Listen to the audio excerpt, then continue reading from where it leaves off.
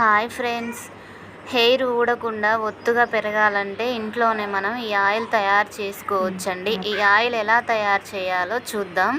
ఒక 4-5 రెబ్బలు కరివేపాకు తీసుకోండి, ఒక 4-5 ఆకులు మందార ఆకులు తీసుకోండి, ఒక ఆనియన్ పీస్ తీసుకోండి, 3 మందార పూలు తీసుకోండి, 4-5 లవంగాలు తీసుకోండి, ఒక 2 స్పూన్ల మెంతులు తీసుకోండి. నేనైతే పారాషూట్ ఆయిల్ వాడతానండి, అందుకే నేను ఆ ఆయిలే వేస్తున్నాను. మీరు ఏ ఆయిల్ వాడితే ఆ ఆయిల్ వేసుకోండి.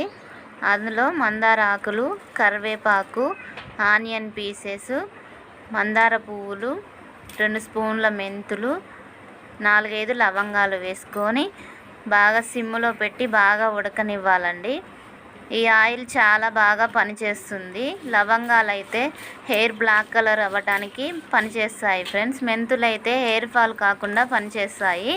మందార ఆకులు, మందార పువ్వులు హెయిర్ని స్మూత్గా సిల్కీగా చేయడానికి పనిచేస్తుందండి.